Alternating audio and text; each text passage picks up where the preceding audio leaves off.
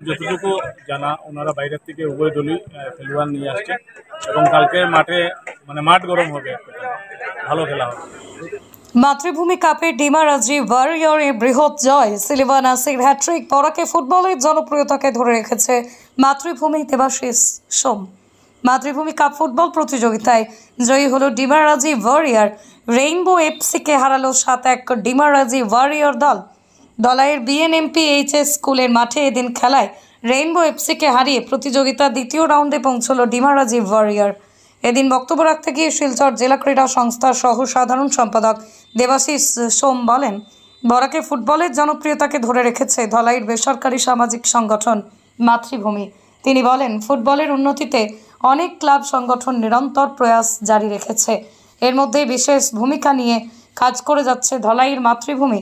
2007 সাল থেকে 2024 টানা 17 বছর এক নাগারে জনপ্রিয় ফুটবল প্রতিযোগিতার আয়োজন করে আসছে মাতৃভূমি, যা সত্যিকার অর্থে প্রশংসার দাবি রাখে।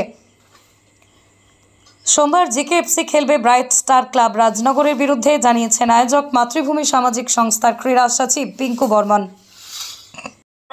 খুব আনন্দের বিষয় যে বরাক উপত্যকায় ফুটবলের যে জনতা সেটাকে ধরে রাখার যেসব সংগঠন ক্রীড়া সংগঠকরা কাজ করছে একটা বিশেষ জায়গা দখল করে রয়েছে ধলাই মাতৃভূমি।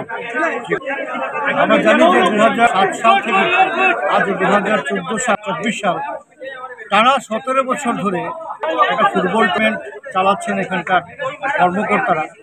আমি বিশেষ করে ধন্যবাদ এবং কৃতজ্ঞতা জ্ঞাপন করছি যিনি শুরুবাত থেকে চালিয়ে নিলেন আমাদের পরম শ্রদ্ধেয় শ্রীকান্ত দাস মহাশয়, যাকে আমরা মন্দা বলে সবাই চিনি, এবং এখানকার যারা কর্মকর্তারা আছেন এবং ক্রীড়ামোদী জনসাধারণ এভাবে এই টুর্নামেন্টকে সাপোর্ট করে চলছে, এটা প্রশংসার দাবি রাখে। এবং এখানে আমি একজন দর্শক বলি এখানে আসে আমি মুগ্ধ, এবং আমাকে যে সম্মান ওনারা দিয়েছেন আমি তাদের কাছে কৃতজ্ঞতা প্রকাশ করছি। আজকের খেলা ডিফারেন্সে, কিন্তু তারাও চেষ্টা করেছে, যারা হেরে গেছে তাদের ট্রাইড দেওয়ার লেভেল। আমার শুভেচ্ছা থাকবে টুর্নামেন্টের এবং নকআউট পর্যায়ে খেলা ছাড়াও পরবর্তী পর্যায়ে যে কোয়ার্টার ফাইনাল, সেমিফাইনাল, ফাইনাল, এগুলোতে আমরা আরও অনেক বেশি আকর্ষণীয় ফুটবল দেখার সৌভাগ্য হবে। আমি আবারও বিশেষ করে এই অঞ্চলের যারা ক্রীড়াপ্রেমী আছেন সবাইকে অনেক ধন্যবাদ জানাচ্ছি, এবং সবে ফুটবলের জনপ্রিয়তাকে আপনারা যেভাবে ধরে রেখেছেন আমি আবারও মাতৃভূমি ক্লাবের প্রতি আমার শ্রদ্ধা, কৃতজ্ঞতা এবং ভালোবাসা।